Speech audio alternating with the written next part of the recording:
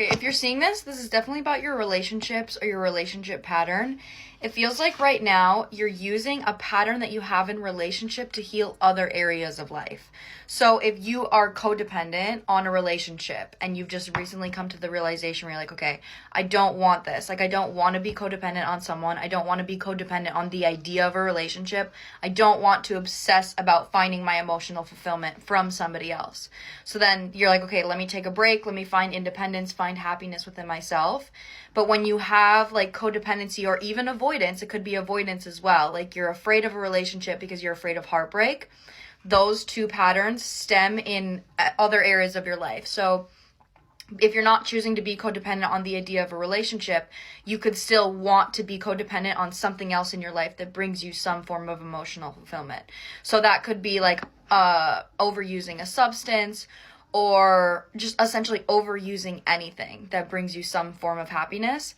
And for you, what the lesson is overindulging in something that brings you happiness instead of finding the balance between filling up your cup with something that requires discipline opposed to something that's easy.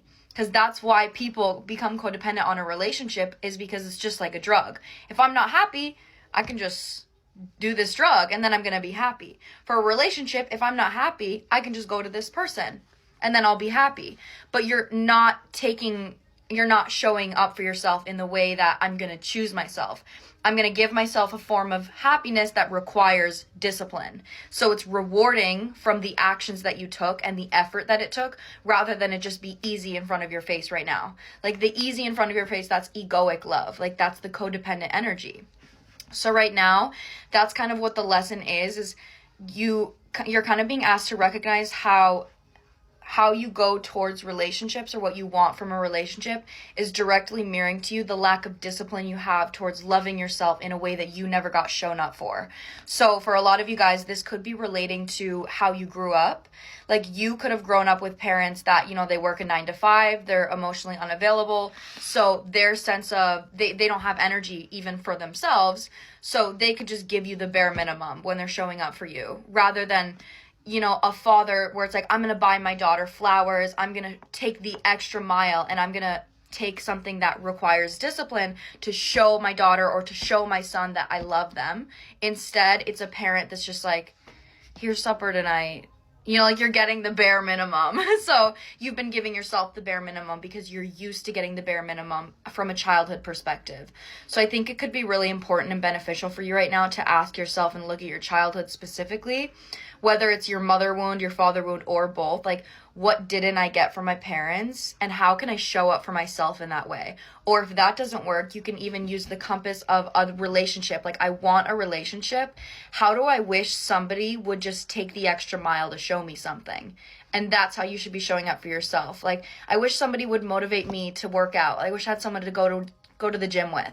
Find a way to be that for yourself. Like, get cute. Just like find some way to find motivation to discipline yourself to do something that is going to emotionally fulfill you, even though it takes a little bit of work. Because that is what is going to manifest somebody else choosing you, because you are choosing yourself. A relationship that is not attached to a need is a relationship that is healthy, because you wake up every day and you choose that person. You choose to grow, you choose to heal, and you choose to show up for them. Just as if somebody were to buy you flowers, they're going to go out of their way to go somewhere to buy flowers, and that's not doing anything for them. They're doing that for you.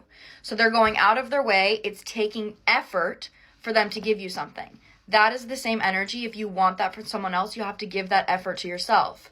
So that's kind of the lesson that a lot of you guys are learning right now, is taking action on yourself, even if it's difficult, and choosing yourself every single day because it feels good, because you want to, rather than being in a relationship out of a space of fear where both of you guys are saying, I have to, like, we're in a relationship now, I have to show up for you and I have to do this, because if I don't, I'm not getting your validation, and I need your validation to be happy.